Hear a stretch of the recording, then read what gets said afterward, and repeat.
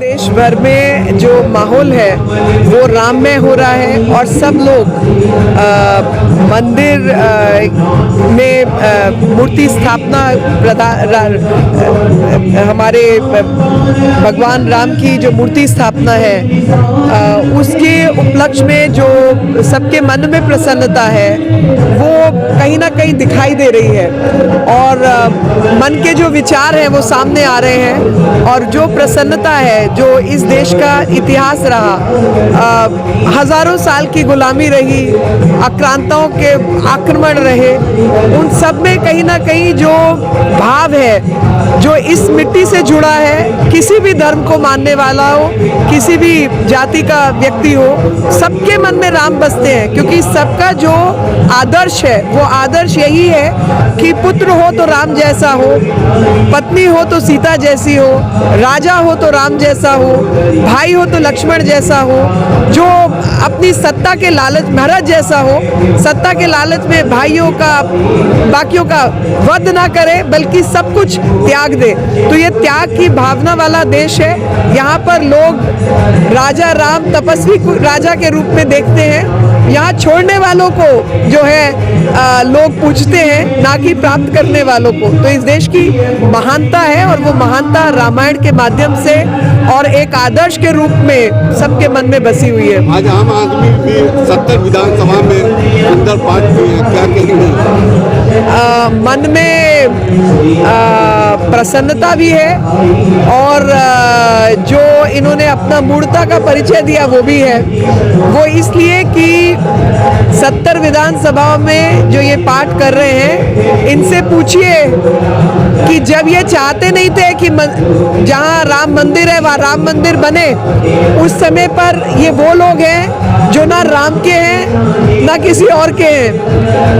इन्हें केवल राजनीति आती है और गिरगिट की तरह रंग बदलना आता है। जब देश राम में नहीं था तो इनको मंदिर नहीं चाहिए था, तब इनको मस्जिद चाहिए थी या कुछ और चाहिए था। मैं बोलना नहीं चाहती कि ये बनवा दो वो बनवा दो, बस मंदिर मत बनाओ।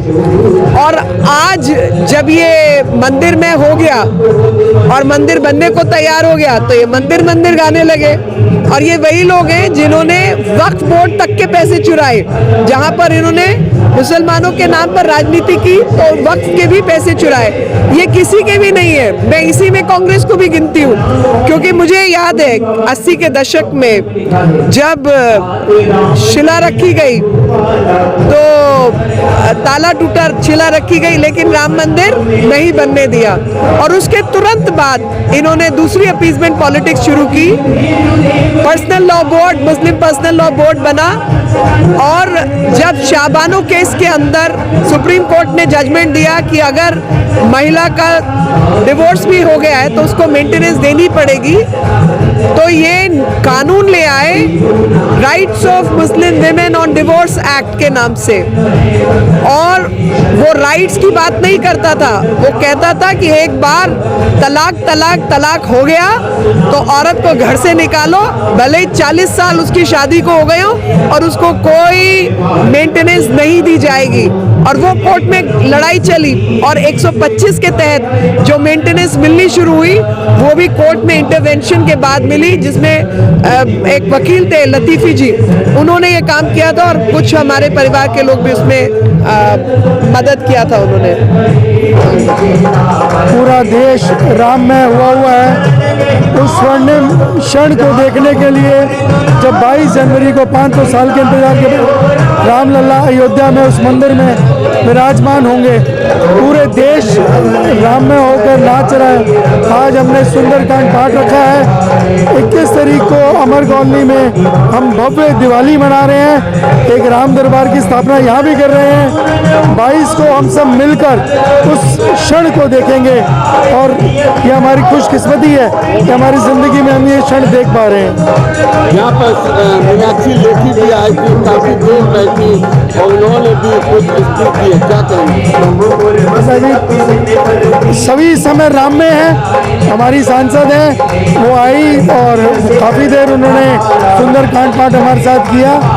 ये उन्हीं के वहाँ सुंदरकांड पाठ हुआ था, इनको हमने सुना था, हमें दिल से उसी दिन हमने इनको यहाँ के लिए खोल दिया था।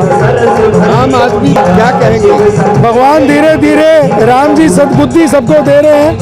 वो जो राम जी के होने का सबूत मांगते थे, वो जो कहते थे कि जी किसी की मस्जिद तोड़कर तुमने मंदिर बना दिया, जो कहते थे मंदिर की जगह अस्पताल बनाओ, आज वो लोगों को अपनी गलती का महसूस हो रही है और वो भगवान सद्बुद्धि दे रहे हैं और राम जी के चरणों में सब पहुंच रहे हैं।